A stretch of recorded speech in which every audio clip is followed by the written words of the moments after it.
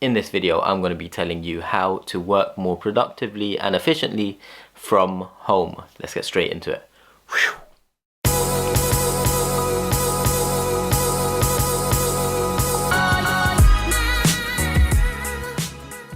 What is going on YouTube? Welcome back to the channel. For those of you that are new here, my name is Afzal Hussain. You can find out a bit more about me through the social media links below, or you can check out my website, which is www.afzalhussain.com.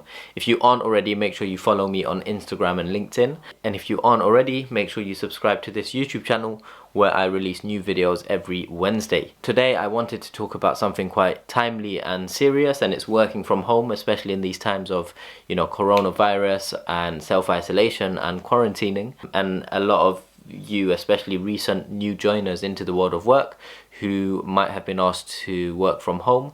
I just wanted to share a few tips because I actually work from home. I've been working from home for the past 2 years, and I thought it would be useful for me to share some, hints and tips and advice for some of you. First and foremost, I think it's very important to mention that it's important to wake up early, or if you don't like waking up early, enjoy the fact that you are likely saving an hour or two of your commute. So usually it might take you an hour to wake up and get ready and go commute into work. Now you've got that hour saved, so you can either use that time to wake up early and be productive, not doing work related stuff. It might be, reading, meditating, whatever it might be, or you could use that hour to get an extra hour of sleep. So use that time wisely, but make sure you are planning ahead. Second piece of advice is dress for the day. Now, if you're working in banking or finance or consulting, whatever it might be, and your typical day includes dressing up in a, if you're a female, in a dress or a blouse, or if you're a male, if you have to wear a suit and tie, you don't need to wear a suit and tie at home. But my advice for you is don't stay in your pajamas or, the clothes that you feel most comfortable and relaxed in your house or at home.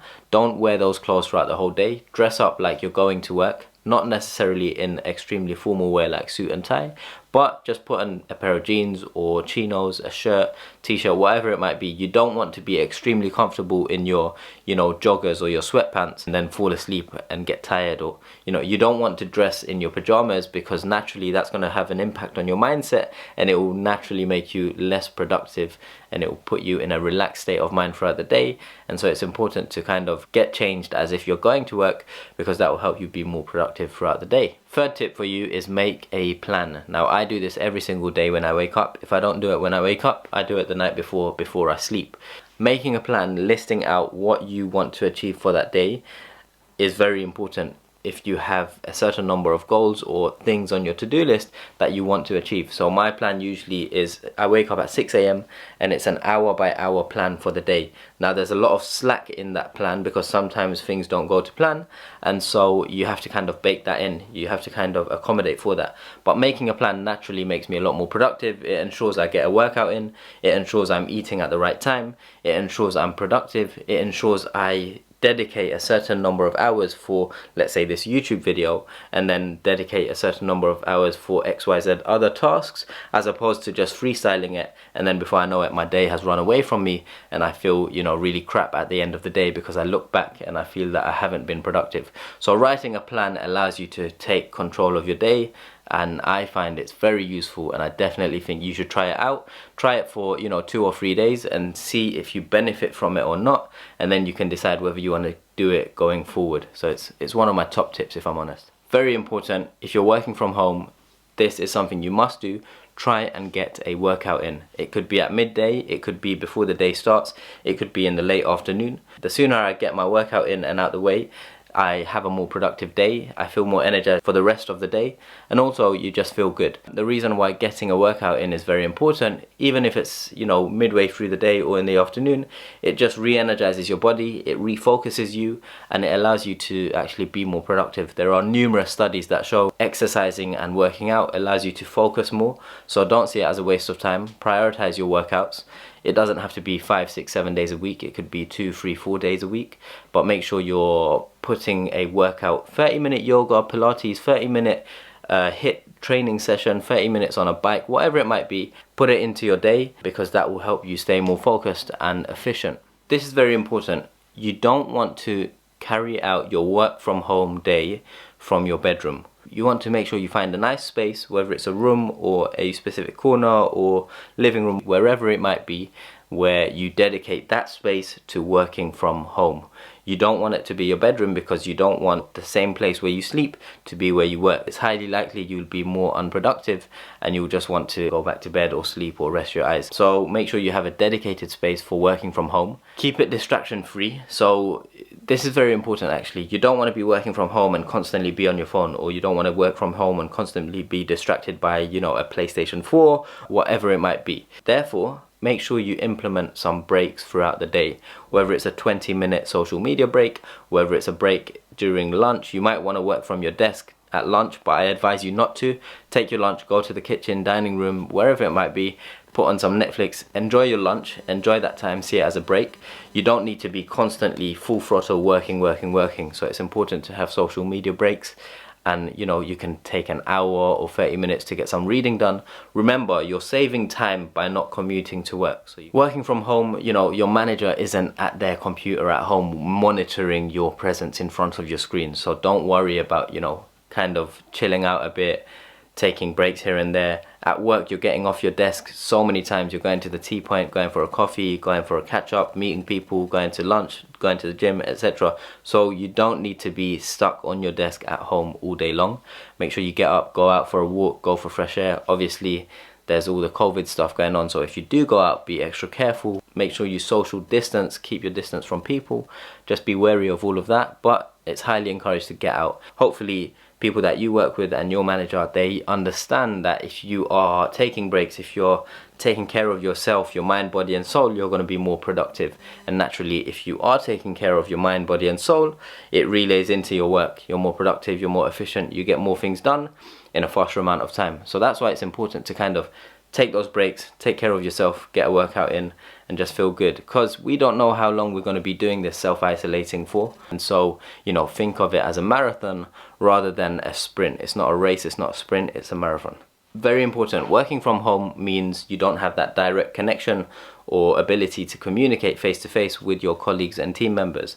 Therefore, it's important when you work from home, keep that communication going, whether it's through instant messenger, whether it's through emails. Just keep your team updated on what you're doing, keep them posted, but also, you know, check in on people and ask them, is there anything that you can do to help them during this time period, or any work that you can assist them with.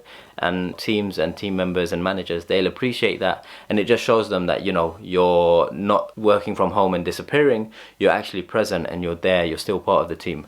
So make sure you communicate and post your team as and when and as often as possible. Make it fun. Working from home doesn't have to be boring. Before this whole COVID scenario, before this whole coronavirus situation, you know, I know a lot of people who would have given an arm and a leg to work from home and they hated going into the office. And now that it's happened, a lot of people are like, I prefer being in the office.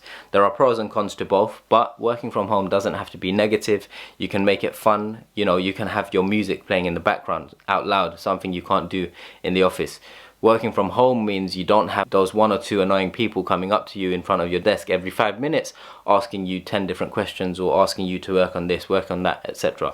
It eliminates a lot of distractions. And if you're like me, I personally like to focus and work on my own without any distractions, and so working from home allows me to do that. Also, if you are one of those people that needs that social interaction, or you need that office environment, what you can do is download that House Party app. I'm sure you've heard of it.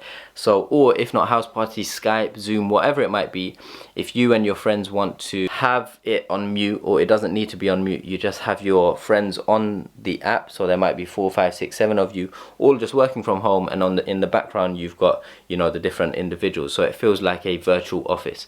That might help some of you. So experiment, see what works for you, but do understand that working from home doesn't need to be lonely, miserable or boring. The truth is, when you work from home, you are not going to be productive 100% of the time. Just like when you're at work in the office, you're not going to be productive every second of the day, every minute of the day, every hour of the day. The truth is, productivity ebbs and flows, right? You might be an individual who can be productive for short bursts of time, or an individual who can be productive for multiple hours in a row.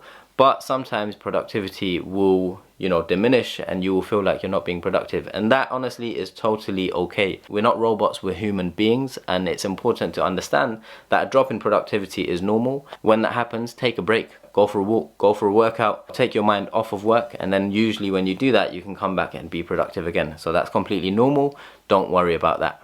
Also, some of you, this is a very important point, some of us like to work early mornings, some of us like to work throughout the night, burn the midnight oil, as they say. So the technology company BenQ have actually sent me a e-reading lamp. It's not a sponsored post, it's not a sponsored video or a sponsored advertisement, but they just sent me this because they thought it might be useful, and they just asked me to review it, spend a minute or two to review it. If you work from home, or if you find yourself staring in front of a screen for hours on end, this is a product that might be useful for you. I'll show you a bit more now and talk to you a bit about it. So my setup at home is 2 screens, and they sent me 2.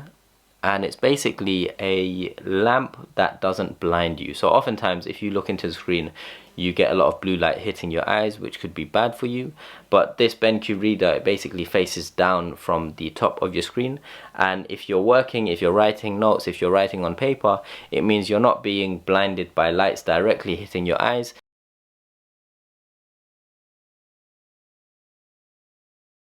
Two of my favorite parts of this screen bar e-reading lamp for me are, one, it's extremely easy to install. So literally you take it out the pack, and it comes with a wire, which is like a USB wire. You plug that into the computer. In my case it's an iMac, and that goes straight in. And then the second part connects to the lamp itself, and the lamp basically, it hooks onto your screen like a clamp. There's no nuts, there's no bolts. It's easy, very easy to install. So that's one of my favorite things about it. And then secondly, it's really good because it's got the brightness adjuster, it's got the temperature adjuster, and then it's got a room sensitivity adjuster, and that basically senses the light in the room and automatically adjusts what light should be coming out of the lamp, and the temperature and the the orangeness, the brightness, the temperature of the lamp. So it's really good. It's very responsive. To turn it on and off is easy. You just touch the sensors and it comes on and off. Overall, I think it's a really good product. I think they charge it for 80 or 90 quid. That might be a bit expensive for some students, but I personally think it's worth the investment if you are getting blinded by your screen's light, and if you find you're in front of a computer and you're doing a lot of writing and reading at your desk. It can be helpful, especially if you work into the evening and late at night. So yeah, check it out. I'll leave a link in the description below. If you enjoyed that video, do leave a thumbs up. It will mean a lot to me. If you haven't already, make sure you subscribe to the channel. If you are subscribed, turn on post notifications, and let me know what type of videos you want to see next week and the week after that, because this isn't just my channel, it's a channel for you. I want to do as much as I can to help you. Those of you who had spring weeks, I'm sorry that your spring weeks have been cancelled. It's a bit annoying, but it's out of our hands. If you have any questions or comments, let me know in the comments below, and I will see you in the next video. Peace.